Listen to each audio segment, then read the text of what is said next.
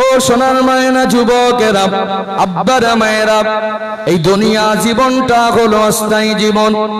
দুনিয়াটা হলো আমার আপনার জন্য মেহমান খানা, 2 दिन का मेहमान खाना। रब जब बुलाएगा सब कुछ छोड़ के जाना पड़ेगा।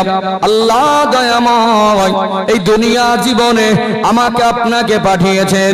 তিনি যখনই ডাক দেবেন, রাজা, বাদশা, নেতা, মন্ত্রী, হুজুর, হাজি, যত বড় পয়সাওয়ালা হোক আর গরিব হোক, আল্লাহর ডাককে ফিরিয়ে দেওয়ার ক্ষমতা পৃথিবীর কোনো শক্তির নেই। যেমন একা একা আসি নাই এই দুনিয়ায়, মন মর্জি তেমনি চলা যাবে না। ইচ্ছা মতো চলার জন্য আল্লাহ পাক পাঠায় নাই। এই জীবনে যেটা করেছি, বিগত জীবনে, বর্তমান যেটা করছি, আল্লাহ যতদিন হায়াতে রাখবেন, ভবিষ্যতে যেটা করব এই পর্যন্ত শেষ নয়। এই জীবনের নামে আমালের খাতা তৈরি হচ্ছে। এই জীবনের হিসাব দেওয়ার জন্য প্রত্যেকটা মানুষকে একদিন আল্লাহর আদালতে বিচারের কাঠগড়ায়, ওটা হলো শেষ আদালত। এর থেকে বড় আদালত দুনিয়ার আদালত হতে পারে না। অতএব আল্লাহর কাছে এই জীবনের হিসাব বুঝে দেওয়ার জন্য একদিন সবাইকে দাঁড়াতে হবে কি হবে না? এই জীবনের হিসাব আল্লাহ পাক যদি তিল তিল করে হিসাব বুঝে নেন, এই জীবনের হিসাব নিকাশ করে আমালে জিন্দেগির উপরে যদি আল্লাহ পাক হিসাব করে জান্নাত আর জাহান্নাম নির্ভর করেন, এই জীবনের পরিবর্তন দরকার আছে না নেই? আল্লাহ বড় দয়াময়, আল্লাহ পাক বড় মেহেরবান।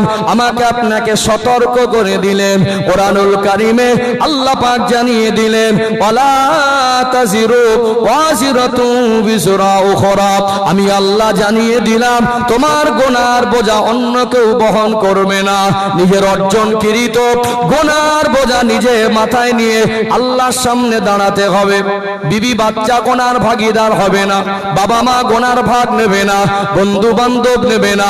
এই জীবনের গুনাহটুকু নিজে বহন করে আল্লাহর সামনে যদি দাঁড়াতে হয়, এই জীবন গুনাহমুক্ত করে পবিত্র করে আল্লাহর দরবারে যাওয়া দরকার আছে না নেই?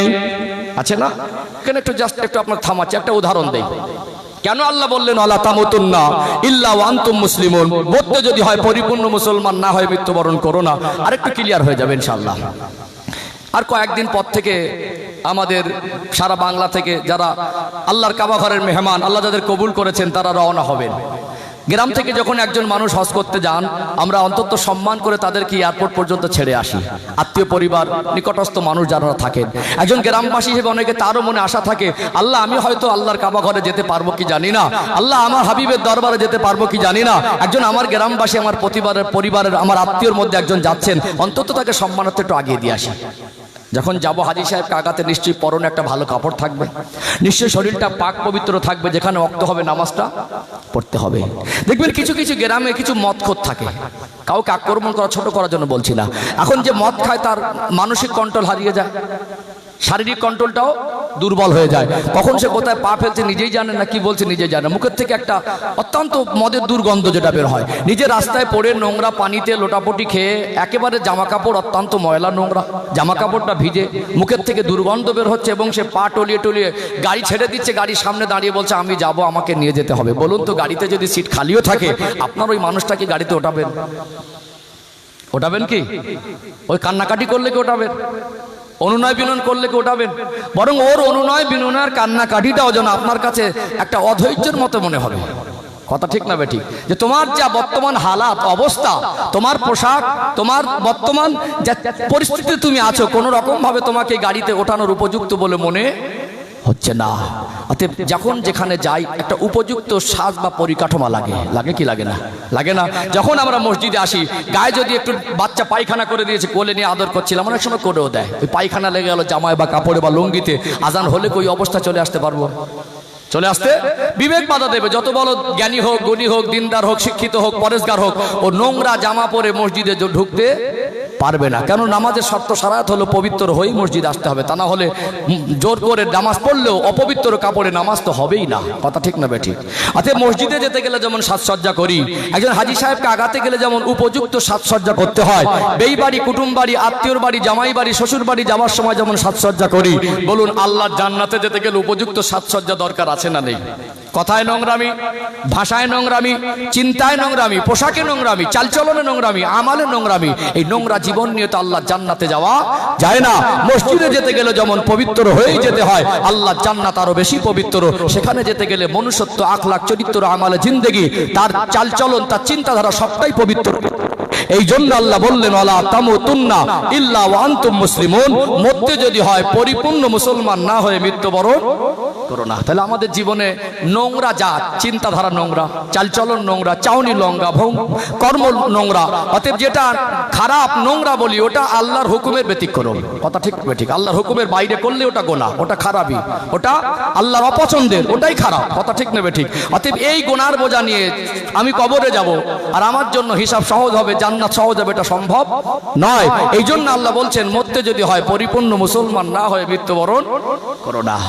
ও ভাইজানেরা, সোনার মানিক যুবকেরা, আব্বারা মায়েরা, আর একটা আয়াত আপনাদের খেদমাতে তুলে ধরি।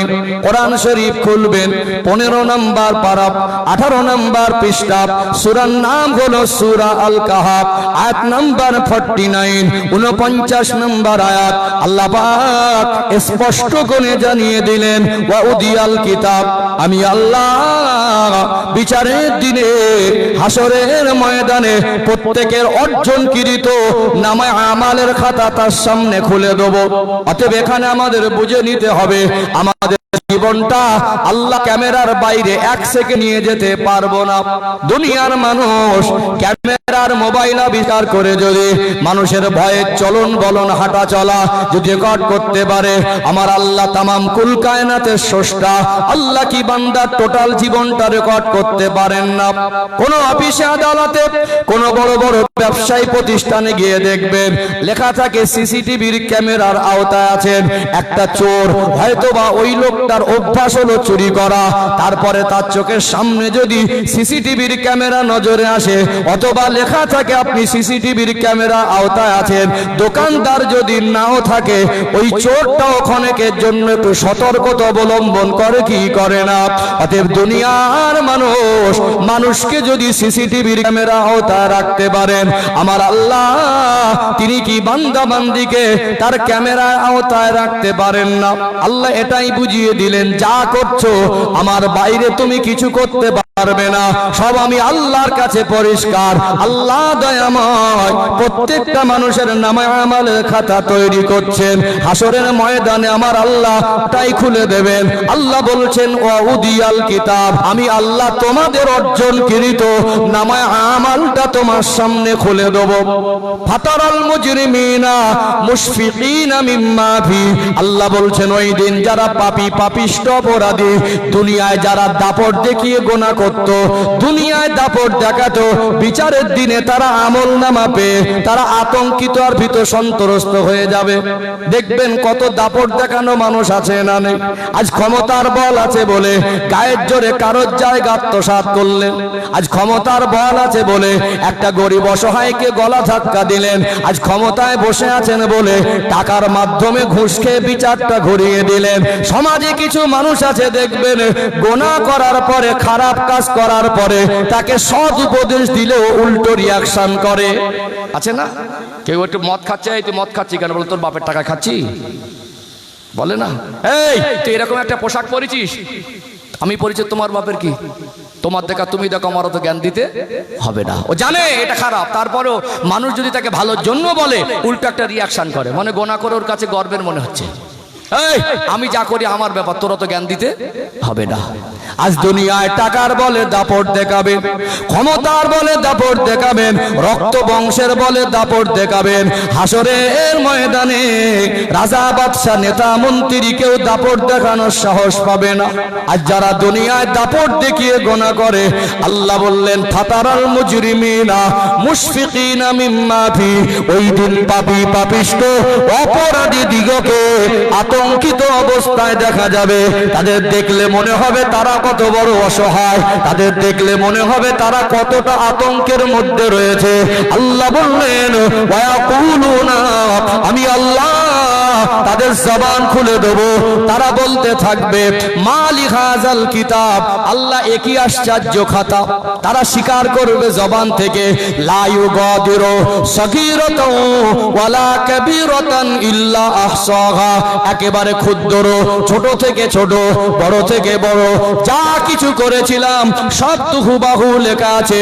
ওয়াজাদু মা আমিলু হাদিরা, আল্লাহ বলবেন তুমি যা করেছিলে ও তোমার অর্জনকৃত নামা আমাল আমি আল্লাহ তোমার সামনে পেশ করেছি।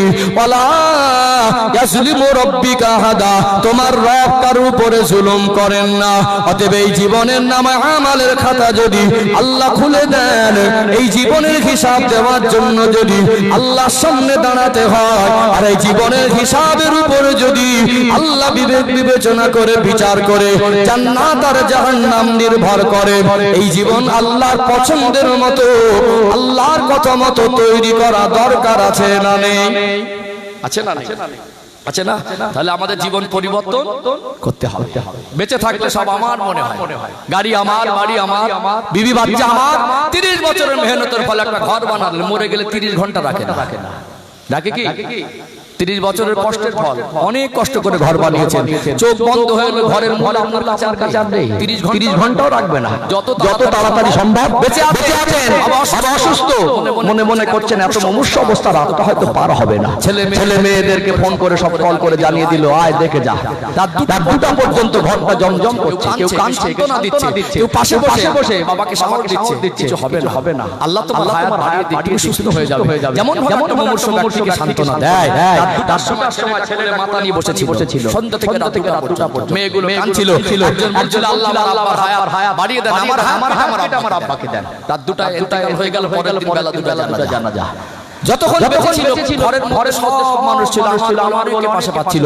আজকে রাত 2টায় ঘরে, পরের দিন রাত 2টায় আসল বাড়ি কবরের ঘরে।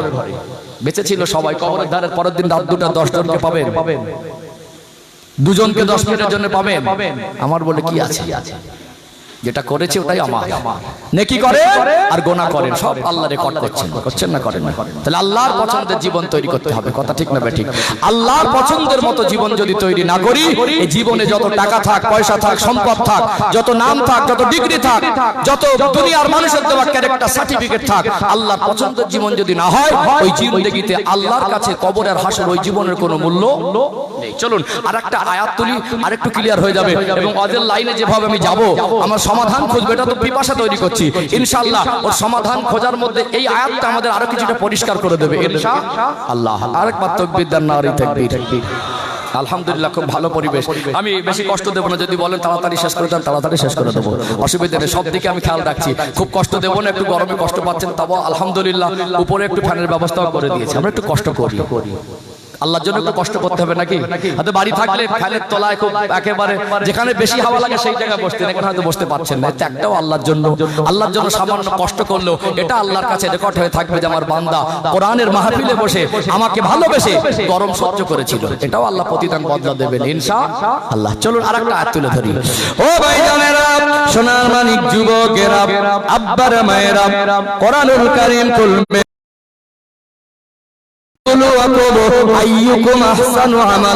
আমি আল্লাহ হায়াত আর মৌতের মাঝে তোমাদেরকে একটা সময় দিয়েছি, যে সময়টা আমার আপনার হায়াতে জীবন, হায়াত আর মৌতের মাঝে মানে আমাদের হায়াতে জীবন। লিয়াবলুকুম আইয়ুকুম আহসানু আমালা, আমি আল্লাহ দেখতে চাই তোমরা ওই হায়াতে জীবনে কতটুকু ভালো কাজ করে আসতে পারো। অতএব এই শব্দটার অনেক সূক্ষ্ম ব্যাখ্যা বিশ্লেষণ আছে। অতএব এই আয়াতের ব্যাখ্যায় যদি যায়, প্রকৃত ভালোটা কি আমাদের কাছে পরিষ্কার হয়ে যাবে। আর প্রকৃত ভালো কি এটাও আমাদের কাছে পরিষ্কার হওয়া দরকার আছে না নেই? আছে না? যে কতটুকু ভালো কাজ করে আসতে পারো। মনে করবেন এই ভালো কাজের ব্যাখ্যা দিকে আমি বলবো, আমরা যা কিছু সব সময় ভালো বলি, যা কিছু ভালো মনে করি, যা কিছু ভালো বলে আখ্যায়িত করি, যা কিছু ভালো বলে ঘোষণা করি, সবটা প্রকৃত ভালো নয়। একটা ক্লিয়ার করি, চারটে পয়েন্ট তুলে ধরলে ইনশাআল্লাহ ক্লিয়ার হয়ে যাবে। এই লিয়াবলুয়াকুম আইয়ুকুম আহসানু আমালা, আমি আল্লাহ তোমাদেরকে দেখতে চেয়েছি যে কতটুকু ভালো কাজ করে আসতে পারো। প্রকৃত ভালোটা কি এটা আমাদেরকে জানতে হবে। জানতে হবে কি হবে না? তা না হলে আমরা যা ভালো মনে করি ওটা ভালোর মধ্যে জড়িয়ে দিলে হবে না। এক নাম্বার পয়েন্ট, চারটে তুলে ধরে ইনশাআল্লাহ ক্লিয়ার হয়ে যাবে। ও ভাইজানেরা, সোনার মানিক যুবকেরা, আব্বারা মায়েরা, প্রকৃত ভালো কি একটু জানতে হবে। আমি বোঝাতে চাইছি যা কিছু আমরা ভালো বলি সবটা কিন্তু ভালো নয়, এটা একটু ক্লিয়ার করে দেই। চারটে পয়েন্ট তুলে ধরবো। এক নাম্বার পয়েন্ট একটু আপনাদের মনে করিয়ে দেই, ঈদুল ফিতর চলে গেল, অতএব এক মাস রোজা রাখার পরে আমরা ঈদের নামাজ পড়েছি, ঈদের আনন্দ উপভোগ করেছি। বলুন তো দেখি, এখন এক মাস হয়নি, ওই চিত্র মনে করেন ঈদের সময় বাড়ির প্রত্যেকটা গার্জেন তার পরিবারের সদস্যগুলোকে, তার বিবি বাচ্চা, বাবা মা, সন্তানগুলোকে নতুন পোশাক পরানোর চেষ্টা করেছে না করেনি? করেছে না? আজকে খুব ভালো করে লক্ষ্য করবেন, আমাদের ইয়াং জেনারেশন, যুবক ছেলেদের মধ্যে পোশাকের মধ্যে শালীনতা হারাচ্ছে। পোশাকের মধ্যে শালীনতা হারাচ্ছে।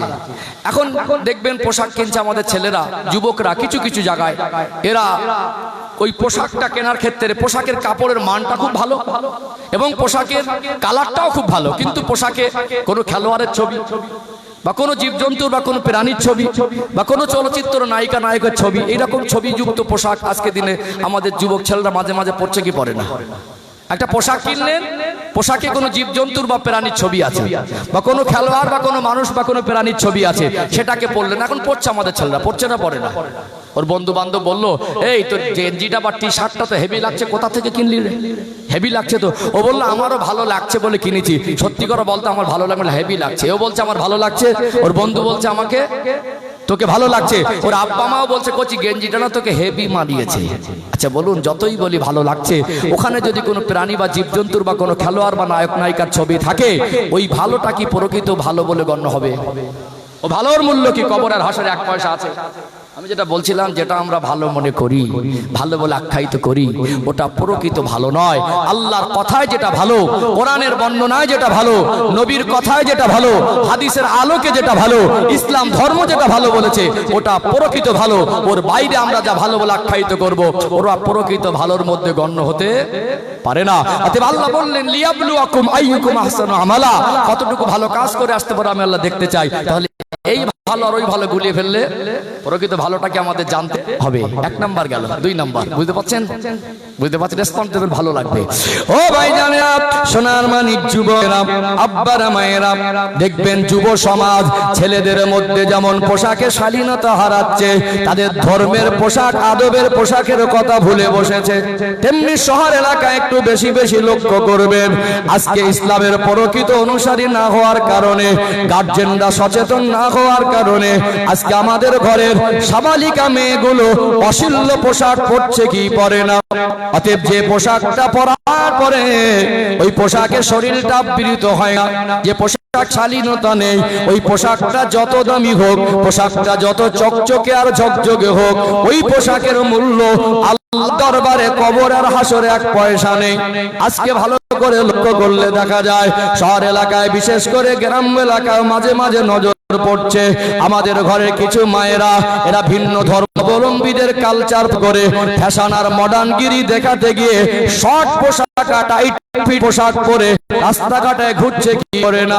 ঈদের সময় বাবা তার মেয়েকে টাকা দিল, পোশাক কিনে দিল, যে পোশাকটা শরীরের সঙ্গে টাইট ফিট, 18-16 বছরের মেয়ে যার উপরে পর্দা ফরজ, যে পোশাকটা পরার পরে পোশাকে শ্লীলতা নেই, যে পোশাক পরের শরীর আবৃত হয় না, ওই পোশাকের কাপড়ের কোয়ালিটি যত ভালো হোক, ডিজাইন, কালার আর নকশা যত চকচকে আর ঝকঝকে হোক, আব্বা জামা কিনে দিয়ে যদি বলে মেয়েটাকে তোর জামাটা এবারে খুব মন পছন্দ হয়েছে, ওর বান্ধবীরা, ওর আত্মীয় স্বজন যদি বলে এবারে তোর ঈদের জামাটা খুব সুন্দর হয়েছে, ও পোশাকে যদি পর্দা না হয়, শরীর আবৃত যদি না করা যায়, পর্দার হক যদি আদায় না হয়, ওই পোশাকটা যতই মানুষ ভালো বলে আখ্যায়িত করুক, ও ভালোটা কোনোদিন প্রকৃত ভালো বলে আল্লাহর কাছে গণ্য হতে পারে না।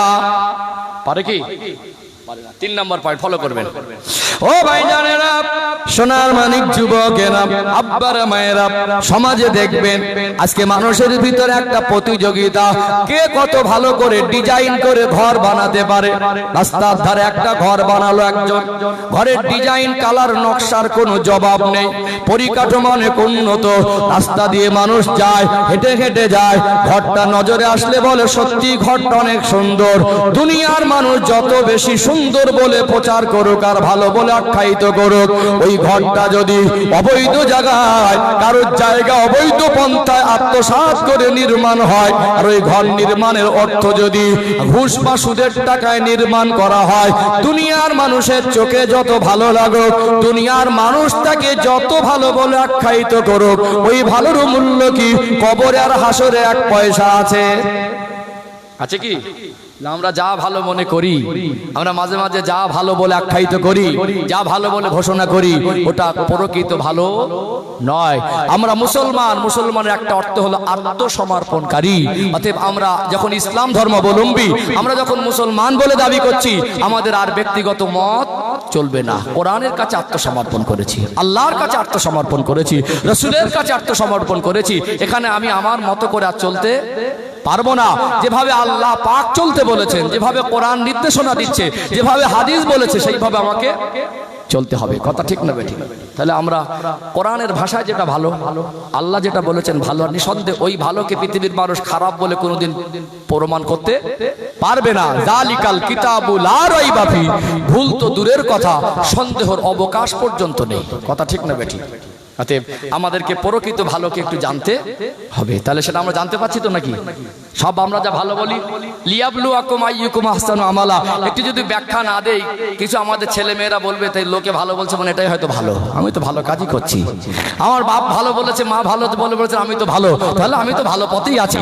আসলে প্রকৃত ভালো পথটা কি, ভালো কাজটা কি, কোনটা ভালো, সেটাও একটু ব্যাখ্যা দেওয়া দরকার আছে। এই জন্য কোরআনের মজলিসে বসলে মানুষের কঠোর মনটা আল্লাহ নরম করে দেন। বলুন সুবহানাল্লাহ। কোরআনের মজলিসে বসলে মানুষের জীবন পরিবর্তনটা সহজ সরল হয়ে যায়, ঘুমন্ত ঈমান সজাগ হয়। অতএব কমজোর ঈমান আল্লাহ পাক সতেজ আর সবল করে দেন। আল্লাহর কোরআনের বাণী তার কাছে পৌঁছে দিলে এই কোরআনের বরকতে আল্লাহ পাক মানুষের ঈমানটাকে বাড়িয়ে দেন। বলুন সুবহানাল্লাহ। চলুন 4 নম্বর পয়েন্টটা একটু গুরুত্বপূর্ণ, এটা ফলো করবেন, কারণ এটা আমাদের আমি এই জায়গাটা আনতে গিয়ে এই 3টে ব্যাখ্যা এই জন্য দিয়েছি যাতে আমাদেরকে বুঝতে সহজ হয়। আমার একটা অভ্যাস আছে, আমি একটু বাস্তব কিছু তুলে ধরে বক্তব্য করি। যাই হোক, একটু তাকবীর দান নারী তাকবীর। মাঝে মাঝে একটু আপনাদেরকে রেসপন্স দিচ্ছি, মানে একটু অ্যাক্টিভিটি থাকলে বলতে ভালো লাগে।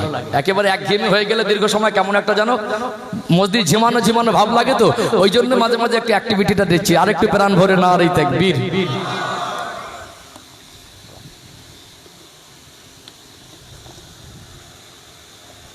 আর একটা ব্যাখ্যা দেই, 4 নম্বর পয়েন্ট।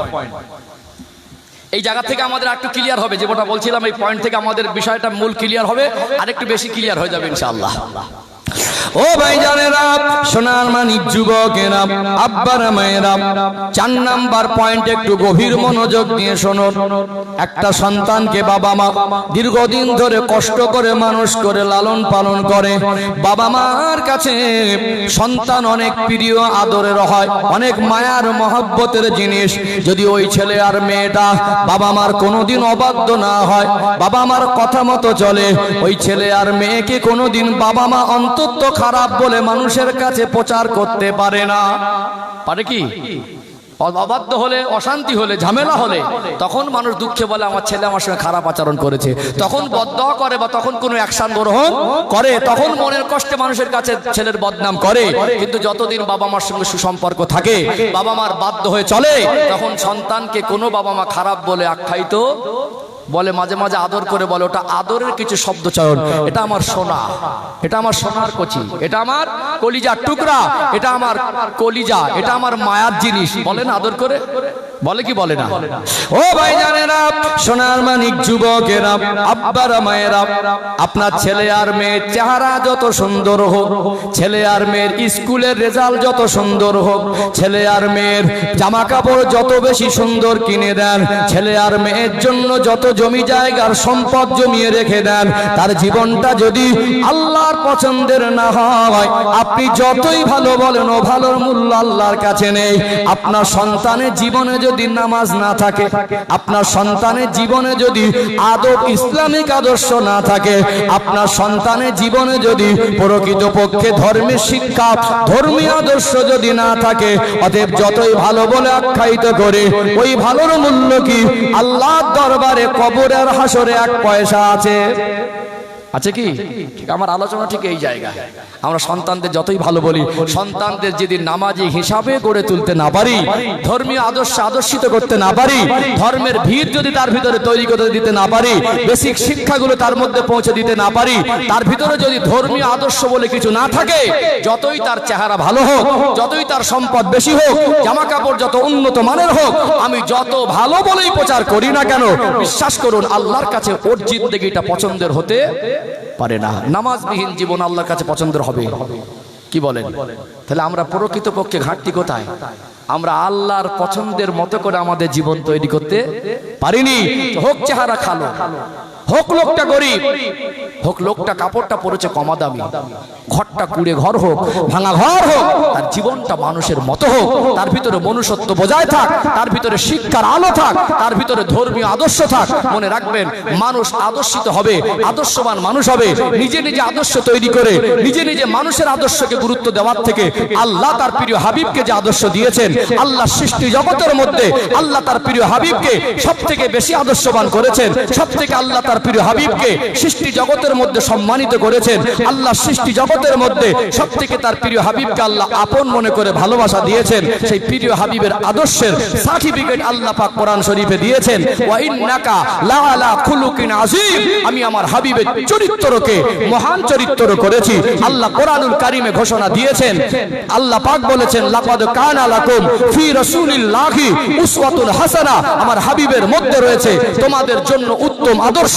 আল্লাহ যে প্রিয় হাবিবের শানে বলেছেন, কদ গফারাল্লাহু মা তাকদ্দামা মিন যামবিকা ওয়া মা তাআখার। আমার হাবিবের জীবনটাকে আমি আল্লাহ এমন জিন্দেগি দিয়েছি যার পূর্বের জীবনে কোনো গুনাহ নেই, বর্তমানে কোনো গুনার অপশন নেই, ভবিষ্যতে জীবনে তার গুনাহ হবে না। আল্লাহ তার প্রিয় হাবিবের জিন্দেগিটা গুনাহ থেকে পবিত্র করেছেন। জোরে বলুন। অতএব যে মানুষ মনে করে আমি ধর্ম মানি না, আমি আমার মতো করে আদর্শিত হব, তাকে আদর্শিত হতে গিয়ে অনেক সময় আদর্শের মধ্যে ভুল ভ্রান্তি ঘাটতি থাকবে। প্রকৃত ধর্ম ইসলাম ধর্ম, আল্লাহর মনোনীত একমাত্র ইসলাম ধর্ম। ইসলাম ধর্মের আদর্শ এই রকম হবে, আমার রাসূলকে আল্লাহ উদাহরণ দিয়ে বুঝিয়ে দিয়েছেন। জোরে বলুন। অতএব রাসূলুল্লাহর আদর্শ এর থেকে উত্তম আদর্শ, এর থেকে ভালো আদর্শ, এর থেকে আল্লাহর পছন্দের আদর্শ আল্লাহ সৃষ্টিকুলে কোনদিন সম্ভব এর পূর্বে হয়নি আর হবেও না। অতএব আদর্শবান হতে গেলে রাসূলুল্লাহর মতো আদর্শবান হতে হবে, আমার নবীর ফলোয়ার হতে হবে, নবীর আদর্শ ফলো করে জীবন সাজাতে হবে, তবেই এই জিন্দেগি আল্লাহর কাছে পছন্দের হবে। এই জিন্দেগিতে যে আল্লাহ পছন্দ না করে, আমার যদি কোটি কোটি টাকার মালিক হই, পৃথিবীর সেরা নেতা হই, পৃথিবীর সেরা ধনী হই, পৃথিবীর সেরা শিক্ষার ডিগ্রি যদি আমার কাছে থাকে, আমি যদি ধর্মের আদর্শ না হই, আমি প্রকৃত মানুষ হতে পারবো না। এর কিছু মানুষ হয়তো নেগেটিভ পজিটিভ নিচ্ছেন, এর সূক্ষ্ম ব্যাখ্যা আমি দিয়ে দিচ্ছি ইনশাআল্লাহ। অনেক মানুষ আছে দেখবেন নাম অনেক বড়, সামনে অনেক লোক তাকে স্যার স্যার করে, কিন্তু আদর্শ অত ভালো নয়। ঘুষখোর আছে না নেই? একটু রেসপন্স দেন। এই গ্রামে আছে বা আমি কথা বলছি না, সমাজে আছে, আছে না? কাউকে আঘাত দেবো, ছোট করবো বা তাকে অপমান করার উদ্দেশ্য নয়, সেও তো কচি মানুষ, আসলে জেনে শুনেই খাচ্ছে। যারা ঘুষখোর ধনী না গরিব? ম্যাক্সিমাম ধনী। ঘুষখোর যারা ম্যাক্সিমাম ধনী, ওদের অভাব নেই, স্বভাব নষ্ট হয়ে গেছে। একজন ভ্যান চালক একজন ধনী ব্যক্তিকে নিয়ে যাচ্ছে স্টেশনে পৌঁছাতে, বললো বাবু একটু তাড়াতাড়ি পৌঁছে দিলে ভালো হয়। ওর কর্মের প্রতি যে গুরুত্ব, ও ছোট কাজ করতে পারে, ওর কাছে ছোট মনে হয় না। খুব কষ্ট করে টানা করে পৌঁছে দিল স্টেশনে, ট্রেন ছেড়ে দেওয়ার মতো উপক্রম। একটা মানি ব্যাগ, টাকার ব্যাগ রেখে ভদ্রলোক ছুটে যাচ্ছে ট্রেন ছেড়ে যাবে বলে। এই টাকার ব্যাগটা টেনে দেখলো এতে টাকা আছে। লোকটা গরিব, লোকটা অসুস্থ, লোকটার ঘরটা জরাজীর্ণ, চাইলে টাকাটা সহজে আত্মসাৎ করতে পারতো, হাতে এসেছে। এ যদি একে অপরকে চেনে না, ক্ষণিকের জন্য একটু সাইড হয়ে যেত, তাহলে টাকাটাকে আত্মসাৎ করার জন্য অনেক অপশন ছিল, সহজ ছিল। সঙ্গে সঙ্গে ভাবলে তো আমার না, আমি গরিব হতে পারি, আমি চোর না, আমি গরিব হতে পারি, আমি অবৈধ মাল ভক্ষণকারী না। লোকটার আদর্শ ধর্মীয় আদর্শ আছে, এটা আমার জন্য, আমার ধর্ম বলেছে হারাম। তাহলে লোকটা চলে যাচ্ছে, ও ট্রেন ধরার জন্য ছুটছে, আর পিছনে টাকা নিয়ে ছুটছে, বাবু ব্যাগটা নেন। এরকম মানুষ আছে না? তাহলে এর অভাব আছে, স্বভাব নষ্ট হয়নি। একটা মানুষ তার এত টাকা আছে 10 বছর বসে খেলে ফুরাবে না, বিপদে পড়ে গরিব মানুষ গেল, জাকাতের টাকা দিয়ে সাহায্য করা দরকার ছিল। মনুষ্যত্ব বলে জিনিসটা ভিতরেই নেই, বললো বাবু 1000-10 টাকা নিয়ে ব্যবস্থা দেখে কি করা যায়। দুটো মানুষের মধ্যে পার্থক্য আছে না নেই? ওকে মানুষ যত সম্মান করুক, ওকে গ্রামের মানুষ যত সার করুক, ওর পদ যত বড়ই থাক, ওর ডিগ্রি আর চাকরির মান যত বেশি হোক, ওর ভিতরে মনুষ্যত্ব নেই। অতএব ও আদর্শ প্রকৃত আদর্শ হতে পারে না। এই মানুষটার আদর্শ প্রকৃত আদর্শ। কথা ঠিক না বেঠিক? কথা কি বুঝতে পারছেন? আরেকটু ক্লিয়ার করি আপনাদেরকে। আমরা সাংসারিক মানুষ তো মাঝে মাঝে বাজার করি, কেনা বেচা হয়, দোকানদার কাছে মাল কিনতে হয়। অনেক ভিড়ের সময় দোকানদার একটু 20 টাকা 30 টাকা 50 টাকা একটু বেশি দিয়ে দেয়, দেয় না? হয় না? আমাদের ক্ষেত্রে অনেক সময় হয়ে যায়। একটা মানুষ এরকম আছে, তার অভাব নেই, সে বুঝতে পেরেছে আমার কাছে 30 টাকা বা 50 টাকা বা একটা 100 টাকা লোট বেশি চলে এসেছে। ও মনে মনে করে 2 বান্ডিল বিড়ি হবে। ও মনে মনে করে যাক, এই টাকাটা যদি আমি আমার ফেরত দিয়ে লাভ নেই, ওখান থেকে তাড়াতাড়ি করে চলে যাওয়ার একটা পরে চেষ্টা করছে মনে মনে, বুঝতে দিচ্ছে না যে এখান থেকে চলে গেলে 100 টাকাটা মানে সন্ধ্যাবেলা চা খরচাটা উঠলো, যা গরম পড়ছে না, একটু ঠান্ডা হবে, ঠান্ডা খাবো, কোল্ড ড্রিঙ্কস খাবো, এরকম চিন্তা ভাবনা করে। আবার একটা গরিব মানুষ, লোকটা 10 টাকার হাতে নেবে, টাকা তো আমার না। যদি ভুল করে বাড়ি এসে দেখে যতক্ষণ না টাকাটা ফেরত দেয়, তার মনের মধ্যে স্বস্তি আসে না। এতেই মানুষ, দুটোর মধ্যে আদর্শের পার্থক্য আছে না নেই? কথা মনে বুঝতে পারছেন? মানুষ আপনাকে স্যার বলুক না, মানুষ আপনাকে অনেক সম্মান করুক, আপনার ডিগ্রি যত বড় হোক, বিশ্বাস করুন অনেক শিক্ষিত মানুষ, শিক্ষা আছে, চাকরি আছে, ডিগ্রি আছে, তাদের ভিতরে মনুষ্যত্ব বেঁচে নেই, মানে ধর্মীয় আদর্শ নেই। ধর্মীয় আদর্শটা হলো শ্রেষ্ঠ আদর্শ। কথা ঠিক না ঠিক? ইসলাম ধর্ম যেমন শ্রেষ্ঠ, ইসলাম ধর্মের আদর্শ তেমনি শ্রেষ্ঠ। ইসলাম ধর্মে যা আছে সবটাই শ্রেষ্ঠ। এর থেকে শ্রেষ্ঠত্বের প্রমাণ পৃথিবীর অন্য কোনো পন্থায় পৃথিবীর মানুষ আবিষ্কার করতে পারেনি, আর কিয়ামত পর্যন্ত পারবে না। জোরে বলুন সুবহানাল্লাহ। আমরা সৌভাগ্যবান, আমাদের নসিব, আমাদের তাকদীর, আমাদের কপালটা অনেক বড়, আমরা সেই ধর্মের অনুসারী হয়েছি। বলুন আলহামদুলিল্লাহ। কথা কি ঠিক না বেঠিক? বুঝতে পারছেন? সম্মানিত, তাহলে আদর্শ কার মতো আদর্শবান হতে হবে? রাসূলুল্লাহর। তো আমাদের চেহারা ভালো হলে ওটা ভালো নয়। আমাদের ছেলে মেয়েকে নিয়ে গর্ব করি, বিবাহের সময় দেখবেন এই ছেলে দেখেছিস, বিবাহের সময় কি বদনাম করে নাকি? ছেলের জন্য মেয়ে দেখতে গেলেন, ছেলের জন্য মেয়ে দেখতে গেলেন, একটা ছেলে মেয়ে খুঁজছে খুব ভালো দেখে, বৌমাটার জন্য মনের মতো হয়, ভালো, ছেলেটা খুব ভালো, অবাধ্য না, কিন্তু ছেলেটার ভিতরে ধর্মীয় আদর্শ নেই। ছেলেটার ভিতরে ধর্মীয় আদর্শ নেই। বলছে এই ছেলে দেখেছিস, ছেলের কোনো জবাব নেই। বাপের গল্পের ভাঁজটা একটু পাল্টে যায়। এখন খুব ভালো করে লক্ষ্য করে দেখবেন, মাল নেওয়া কিন্তু বন্ধ হয়নি। আগে ডাইরেক্ট চেয়ে নিচ্ছিল, ওদেরকে বলতো না ছোট লোক, লোকের জিনিস চেয়ে খায়, লোকের জিনিস চেয়ে নেয়, লোকের জিনিসের লোভ লালসা। হুজুররা যখন একটু জলসা মাহফিলে প্রতিবাদ করে, ইমামরা প্রতিবাদ করে, এখন একটি অ্যাঙ্গেলে মারছে ঘুরিয়ে, ইনডাইরেক্ট, না চাইলে নাকি মাল সব দিয়ে দেয়। তাও গরিব মানুষ এখন এই বিপদ আপদ দেখে দেখছে, পরে পরে পেরেশানি হচ্ছে, চাপ হচ্ছে, মেয়েটারও প্রেশার ক্রিয়েট হচ্ছে। মেয়ের বাবা গরিব মানুষ, দেখো আমার মেয়েকে দেখে সুন্দর হিসেবে পছন্দ করতে পারে, আমার কিন্তু মাল মাত্রা দেওয়ার ক্ষমতাই নেই। জিজ্ঞেস করছে যা ঘটককে, দেখো জিজ্ঞেস করো দাবি দাবা আছে কিনা। বলো না, কোনো দাবি দাবা নেই, মুখ ভরা দাড়ি, আমার গ্রামে সম্মান আছে, আমার পয়সা আছে, আমি চাকরিজীবী, আমি এইরকম নামি দামি মানুষ। বলছে আমার কোনো দাবি দাবা নেই, দাবি দাবা করবো কেন, কিচ্ছু লাগবে না। 6 মাস পরে বোঝা যাচ্ছে উপর থেকে বড় লোক হলে ভিতরটা একেবারে পাক্কা ছোট লোক। মাইন্ড করবেন না। ওই মেয়েটা, ওই বৌমাটা সর্বপ্রথম বুঝতে পারে শ্বশুর কত বড় ছোট লোক না বড় লোক, ও শাশুড়ি কত বড় ছোট লোক না বড় লোক, স্বামী কত বড় আদর্শবান, বৌমাটা বুঝতে পারে। 2 দিন 4 দিন পর থেকে, 1 মাস 2 মাস পর থেকে মনে করেছিল মালমাত্রা গুছিয়ে দেবে, যখন না আসে না, তখন মেয়েটার উপরে বিভিন্ন রকম টর্চার শুরু হয়। লোভ কমিনি। উপর থেকে সমাজের কাছে ভালো সাজার জন্য আমাদের বাড়ির পরিবারের কথাটা 10 জন জানবে না, কিন্তু চেয়ে নিলে লোক জানবে। তাই ভালো সাজার জন্য উপর থেকে আমরা বড় লোকের ভাব দেখালেও আমার ভিতরে, আমার আপনার কিছু মানুষের ভিতরে লুকানো চরিত্রের ভিতরে ছোট লোকের চরিত্র আছে, আছে না নেই? রাগ করছেন, মনে আঘাত দেওয়া কথা নয়। আপনি একটা খারাপ কাজ করছেন, আপনার লজ্জা লাগে না? কেউ যদি বলে খারাপটা কেন করছে, সেটা কি খারাপ? রাস্তায় একটা মানুষ পায়খানা করছে, যদি জিজ্ঞেস করে ভাই তুই রাস্তায় পায়খানা করছিস কেন, ওর তো বোঝা উচিত ছিল রাস্তা পায়খানা করার জিনিস না। এখন মানুষ এমন নেগেটিভ বোঝে, ও বলছে তোর বাপের রাস্তা, সরকার রাস্তায় পায়খানা করছে, তা তোর বাপের কি? ঠিক এরকম মানুষ একটা মাইন্ড এসে গেছে যে এমনি সময় নিজের ভীষণ ওয়েট দেখাবে, ভালো মানুষ বলে প্রচার করবে, ও ভুল করবে, ও খারাপ কাজ করবে, জঘন্য কাজ করবে, ছোট লোকের মতো কাজ করবে। কেউ বললে বলবে তুই বলছিস, তোর কে গান দিতে বলেছে? এরকম একটা অবস্থা চলে গেছি। যাই হোক, আমরা আমাদের জীবনের ঘাটতি পূরণের চেষ্টা করি। কাউকে আঘাত দেওয়া, ছোট করা এখন উদ্দেশ্য নয়। এখানে কাউকে ক্রিটিসাইজ করে আমি ভালো করতেও পারবো না, কাউকে আক্রমণ করে ভালো করতে পারবো না, সে যদি ভালো না হয়। অতএব এখানে কাউকে আক্রমণ করা, ছোট করার উদ্দেশ্য নয়। আসলে বোঝাতে চাইছে আমাদের জীবনের কিছু জঘন্য খারাপই আমাদের জিন্দেগির মধ্যে ঢুকে আছে। এই জঘন্য খারাপই নিয়ে এই জিন্দেগি আল্লাহর কাছে পছন্দের হতে পারে না। অতএব আমি যে পয়েন্টে ছেড়ে এসেছিলাম, বাবা মা যতই আমরা সন্তানকে ভালো বলে আখ্যায়িত করি, মেয়েটার চেহারা যত সুন্দর হোক, মেয়েটার কথাবার্তা যত নম্র ভদ্রতা থাকুক, মেয়েটা যদি পর্দানাসীন আর নামাজি না হয়, ও ভালোর মূল্য আছে?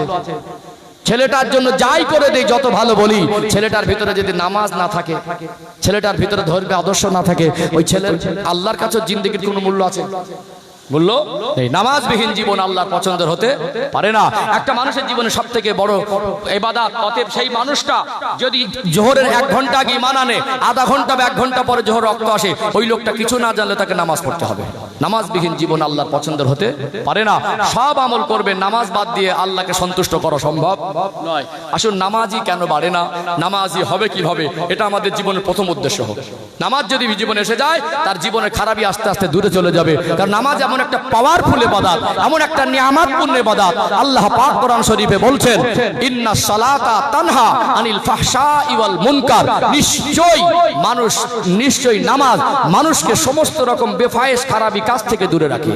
অতএব একটা মানুষ যদি প্রকৃত নামাজি হয় আর নামাজকে নামাজের মতো করে পড়ে, তাহলে ওই মানুষটা জীবনের খারাপি আস্তে আস্তে দূরে চলে যাবে, নামাজ ওকে পবিত্র বানিয়ে দেবে। এই জন্য নামাজি কেন বাড়ে না, কিছু নেগেটিভ পজিটিভ চিত্র তুলে ধরবো। নামাজি বাড়বে কিভাবে, এই চিত্র তুলে ধরবো ইনশাআল্লাহ। আসুন, আমি আগে একটুখানি আপনাদের ব্যাখ্যা দেই। আসলে এই নামাজি কেন বাড়ে না আর বাড়বে কিভাবে, এই কথার উপরে অনেক কিছু নেগেটিভ পজিটিভ চিন্তাধারার মধ্যে আমরা আছি। এগুলো খুব খুলে খুলে ব্যাখ্যা দেওয়া দরকার আছে। আসলে এই সমাধান নিশ্চয়ই ইসলামের মধ্যে আছে, কিন্তু আমরা উপযুক্ত সমাধান খুঁজি না, এটা আমাদের ব্যর্থতা। আল্লাহ আমাদের খোঁজার তৌফিক দান করেন, বলেন আল্লাহুম্মা আমিন। আসুন, নামাজের কথাটা একটু বলি নাকি? নামাজটা এসে যাক, বাকি সবটা আস্তে আস্তে ইনশাআল্লাহ এসে যাবে।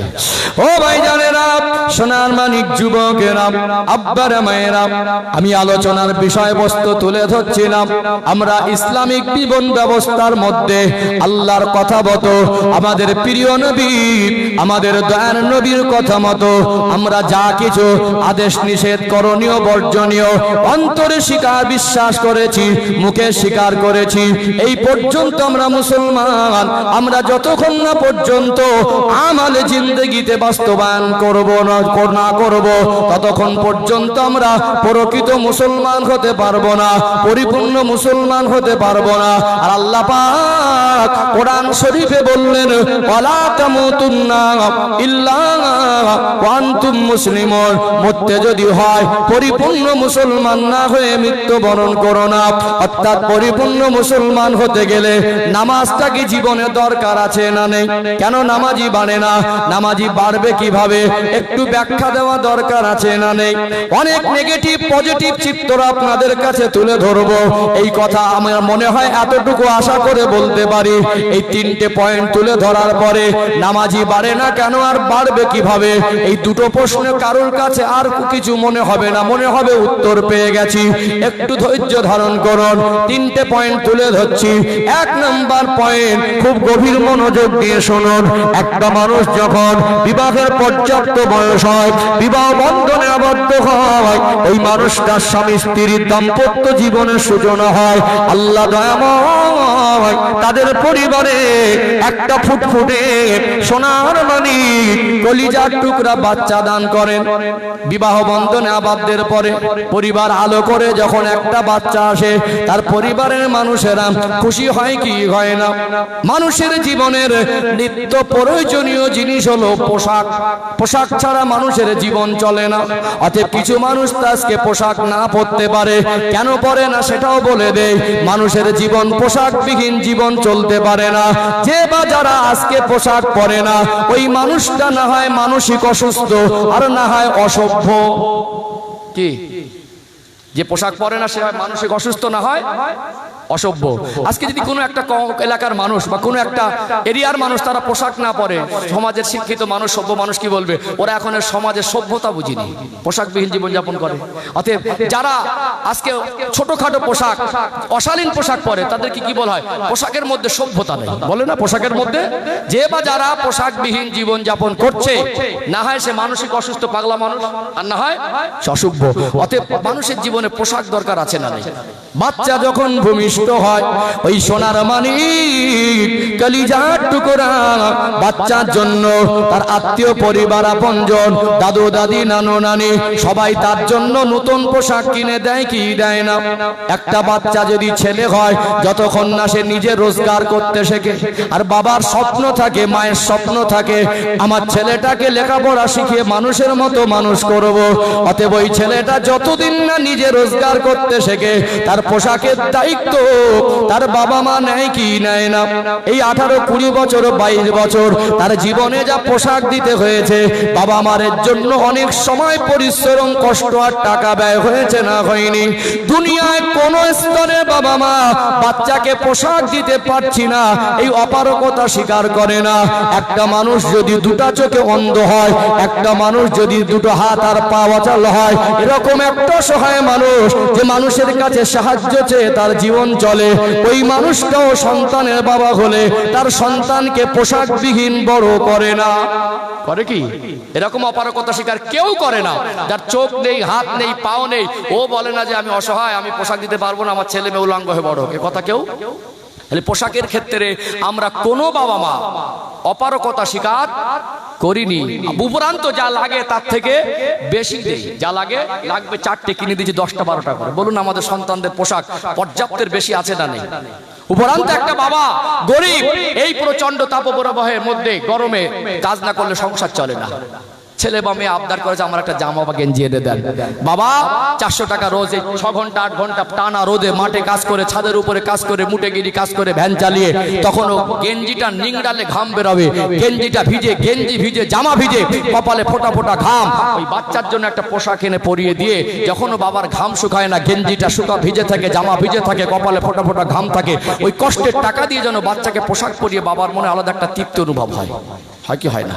তাহলে 1 নম্বর পয়েন্ট, পোশাকের ক্ষেত্রে আমরা কেউ অপারগতা স্বীকার করিনি। নেক্সট পয়েন্ট, 2 নম্বর পয়েন্ট। ও ভাইজানেরা, সোনার মানিক যুবকেরা, আব্বারা মায়েরা, মানুষের জীবনের নিত্য প্রয়োজনীয় জিনিস যেমন পোশাক, মানুষের জীবনের নিত্য প্রয়োজনীয় জিনিস হলো খাদ্য। খাদ্য ছাড়া মানুষের জীবন অতিবাহিত হয় না। খাদ্য ছাড়া একটা মানুষ বাঁচতে পারে না। সবাই মিলে বলেন রুজির মালিককে। আরো জোরে বলেন কে?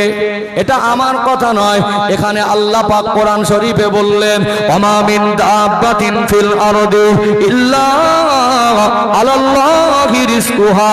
আমি আল্লাহ দুনিয়ার জমিনে যাদের প্রেরণ করেছি, যাদের রিজকের প্রয়োজন, আমি আল্লাহ তাদের রিজকের জিম্মাদারি নিজে গ্রহণ করেছি। বলুন সুবহানাল্লাহ। এটা আরবিক টু বাংলা তরজমা। আল্লাহ যে রিজকের মালিক, এর এত সূক্ষ্ম ব্যাখ্যা আছে। এর ব্যাখ্যা বিশ্লেষণ যদি তুলে ধরি, আমাদের বন্ধনের ব্যাংকের দ্বারস্থ হতে হবে না, সুদের দ্বারস্থ হতে হবে না, হারাম রুজির দ্বারস্থ হতে হবে না। আল্লাহ রিজকের মালিক, এর একটু সূক্ষ্ম ব্যাখ্যা দেওয়া দরকার আছে না নেই? আছে না? আমি এই প্রসঙ্গ এসেছি, একটু এই ব্যাখ্যাটা সংক্ষেপে দেই। রিজকের মালিক আল্লাহ, এটা আমাদেরকে একটু জানানো দরকার আছে বা জানা দরকার আছে। বেশ, এই রিজকের মালিক আল্লাহ, এই কথাটা নিয়ে কয়েকটা কথা আমাদের সমাজে চলে। একজন যুক্তি দিয়ে বলে রিজকের মালিক তো আমার খেটে খেতে হয় কেন? কেউ না কেউ বলে, সংখ্যা কম হলেও, রিজকের মালিক যদি আল্লাহ হয় তো আমাকে খেটে খেতে হবে কেন? আমার তো রোজগার করে খেতে, আমি রোজগার করে খাই, বলে না? 1 নাম্বার। 2 নাম্বার দেখবেন, একজন মানুষ গর্ব করে বলে, এই তোর বাপের খাইনি, আমার বাপের খাই, আমার টাকা, আমার রোজগার, আমার চাকরি, আমার মাল আমি খাই, তোর বাপের খাইনি, তোর বাপের খেয়ে বড় হয়নি, বলে না? এটা একটা কথা। 3 নাম্বার কথা দেখবেন, এক শ্রেণীর মানুষ আছে, এরা বদনাম করতে কম করে না, শুকরিয়া আদায় করে না, খেতেও কম করে না। আমন্ত্রণ বাড়ি যাবেন, যদি একটু তরকারিতে নুন ঝাল একটু বেশি কম হয়েছে, বা যদি একটু সেদ্ধ বেশি কম হয়েছে, সঙ্গে সঙ্গে রিয়াকশন, সমালোচনা শুরু, ভালো হয়নি, সেদ্ধ হয়নি, রাঁধুনি ভালো নেই, এরকম খাওয়া যায়? আবার আস্তে আস্তে বলে 2 পিস দে তো। কি ভালো বলে মন থেকে বলবে না, শুকরিয়া আদায় করবে না, আল্লাহ যা খাইছে আলহামদুলিল্লাহ, এটুকু বলবে না, খেতেও কম করবে না, বদনাম করতেও। এটা একটা মানুষ। 3টে পয়েন্ট বললাম। 4 নম্বর দেখবেন, এক মানুষ সংখ্যায় কম হলেও যারা প্রকৃত দিনদার, যারা প্রকৃত খোদাভীরু, যারা প্রকৃত ধর্মীয় আদেশ সাদর্শিত হয়েছে, যাদের মধ্যে প্রকৃত ইসলাম ধর্মের জ্ঞান আছে, তারা বলে একবেলা অনাহারে থাকে, পরের সাজে গিয়ে মন পছন্দের খাবারও না, আর পেট পুরে খাবারের মতো খাবার উপযুক্ত ছিল না, তারপরেও খেয়ে বলে আলহামদুলিল্লাহ ভালো খেয়েছে। আচ্ছা না, রাতে খাওয়া হয়নি, সকালবেলা পান্তা ভাত খাচ্ছে আলু ভর্তা দিয়ে, সেও কি বলছে, এবং পেট পুরে খাবার হয়নি, রাতে তো খাওয়া হয়নি, পেট পুরেও সেই লোকটা বলছে আলহামদুলিল্লাহ ভালো খেয়েছি এবং আল্লাহ পাক খাইয়েছে। এই কথাটার একেবারে কতটা যৌক্তিক এটা পরিষ্কার হয়ে যাবে। অনেকে ইসলামকে যুক্তি দিয়ে মানতে চায়, সাজাতে চায়, মনে করবেন আমি আপনাদেরকে বলে দিই ইসলাম অযৌক্তিক নয়। আপনি সামান্য ক্ষুদ্র জ্ঞানের অধিকারী, আল্লাহর কোরআনুল কারীমের এত সূক্ষ্ম ব্যাখ্যা বিশ্লেষণ আছে, আপনাকে এই জন্য পড়াশোনা করতে হবে, স্টাডি করতে হবে, ইসলাম সম্পর্কে যারা জানে তাদের কাছে গিয়ে জানতে হবে। আপনি ভুল বুঝে অপব্যাখ্যা করতে পারবেন না।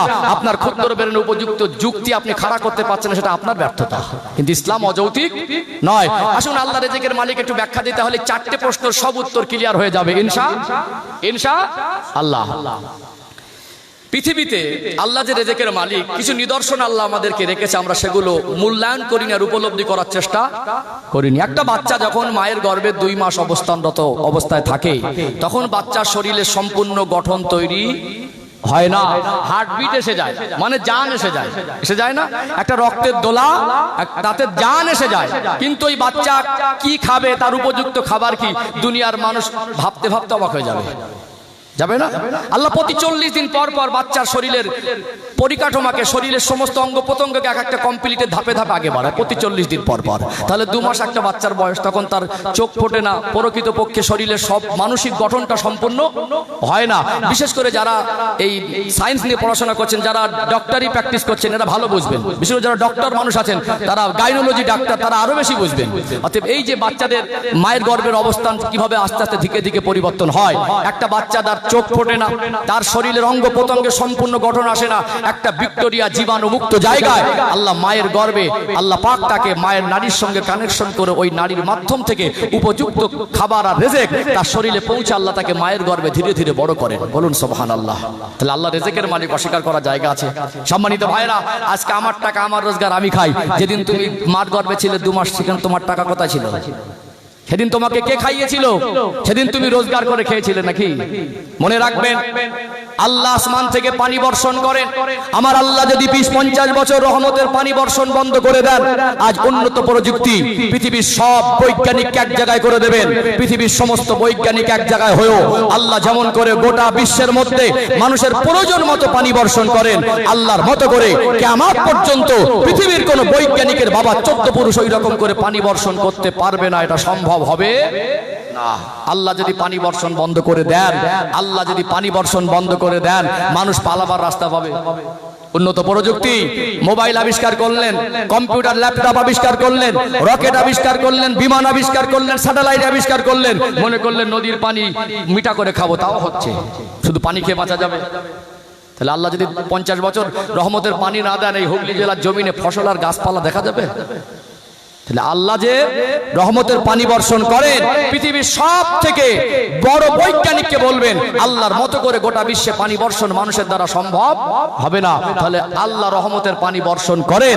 2 নাম্বার, পৃথিবীর সব থেকে দাদা নেতা, গোটা বিশ্বের মানুষ যদি তাকে নেতা বলেও মেনে নেয়, তার নেতৃত্বের পাওয়ার দিয়ে একটা শস্যের দানা থেকে তার গাছ বার করার ক্ষমতা নেই।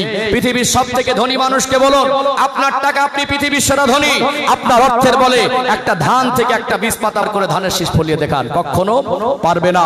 অতএব টাকার বলে যেমন ধানের শীষ ফলানো যায় না, ক্ষমতার বলে যেমন শস্যের দানা থেকে গাছ বার করা যায় না, উন্নতি প্রযুক্তির বলে বিজ্ঞান আল্লাহর মতো করে পানি বর্ষণ করতে পারবে না।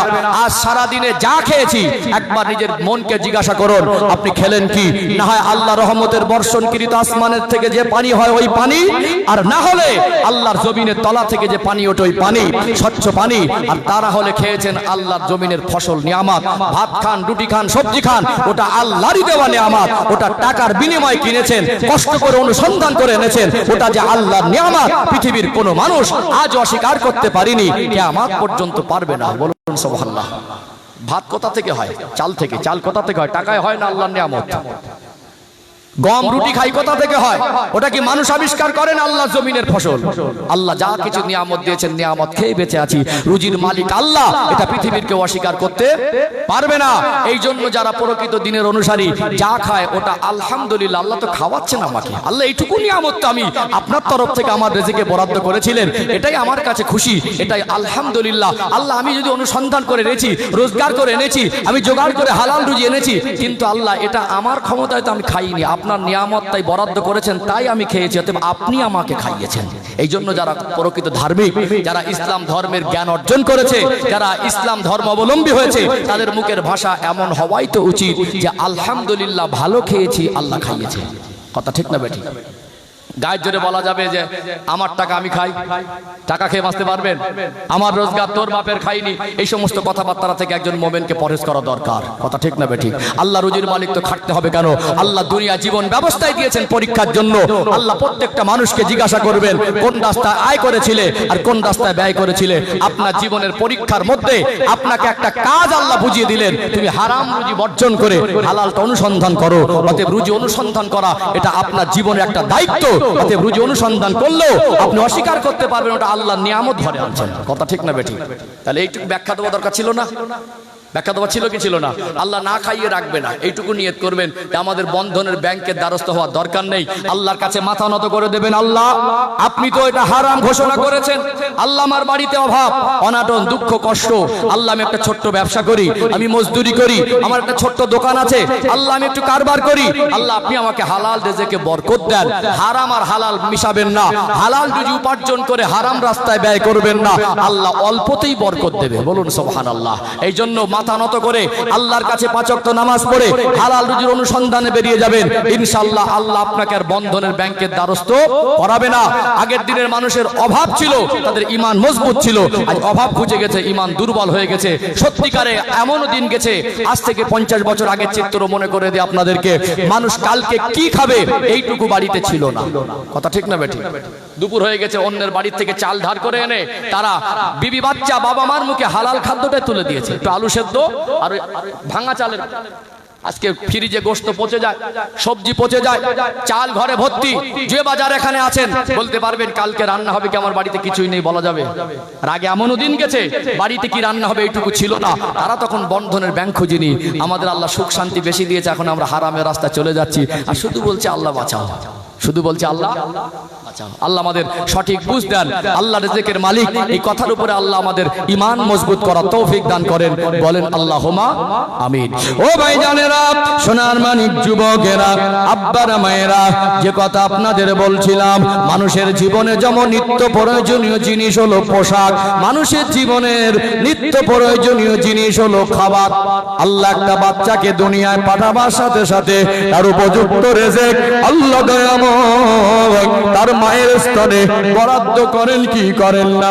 মা যদি শারীরিক অসুস্থতার কারণে হঠাৎ যদি মা সুস্থ হয়ে যায়, মায়ের যদি দুধ না হয়, ওই বাচ্চাটাকে কি কোনো বাবা মা না খাইয়ে রাখে? যত গরিব হোক, বাচ্চাটাকে তার জন্য উপযুক্ত খাবারের যোগান দেয় কি দেয় না? বাবা মা যতই গরিব হোক, ভিক্ষা করে এনে হলেও বাচ্চাকে খাবার দেয়। 1 নাম্বার বলেছি আমরা পোশাকে অপারগতা স্বীকার করিনি। 2 নম্বরে বলেছি আমরা খাদ্যে অপারগতা স্বীকার করিনি। 3 নাম্বার পয়েন্ট, দেখবেন মানুষের জীবন কখন সুস্থ আর কখন অসুস্থ, আল্লাহ কাকে কখন কোন রোগ দেবেন, সে কখন অসুস্থ হয়ে যাবে দুনিয়ার মানুষ কেউ জানে না। অতএব অসুস্থ হলে চিকিৎসা করতে হয় কি হয় না? বাচ্চা যখন অসুস্থ হয়, বাবা মা যদি হাজারো চেষ্টা করে, তারা হায়াত যদি ফুরিয়ে যায়, ওই বাচ্চাকে ধরে রাখতে পারবে না। তারপরেও বাবা মা চেষ্টার ত্রুটি রাখে না। 10 বছরের কষ্টের জমা করা পয়সা, 5 লাখ টাকা 10 বছরের কষ্ট করা পয়সা, ওটা বাচ্চা চিকিৎসার জন্য হাসি মনে খরচা করে কি করে না? 10 কাঠা জমি ওটা বাচ্চা চিকিৎসার জন্য বিক্রি করে। টাকাও নেই, জমিও নেই, নিরুপায় হয়ে গিয়ে মানুষের কাছে হাত পেতে ভিক্ষা করে কি করে না? অতএব নিজের সন্তানকে এত বেশি প্রাধান্য দেয়, সম্পদের থেকে সন্তানের মায়া বেশি, অর্থের থেকে সন্তানের মায়া বেশি, নিজের সম্মানের থেকে সন্তানকে বেশি প্রাধান্য দেয়। এই 20 বছর 22 বছর বাচ্চাকে মানুষ করলেন, হোক সে ছেলে অথবা মেয়ে, তাকে পোশাক দিলেন, তাকে খাদ্য যোগান দিলেন, অসুস্থ চিকিৎসা দিলেন। এই 20 বছরে এই 3টে কোনো ত্রুটি আমরা রাখলাম না। এই 3টে যদি দিতে পারি, এই ছেলেটাকে কেন সূরা ফাতিহা শিক্ষা দিতে পারলাম না? কেন 5টা কলেমা মুখস্থ নেই? কেন ভালো করে উজু করতে জানে না? কেন ছেলেটা নামাজটা কিভাবে পড়তে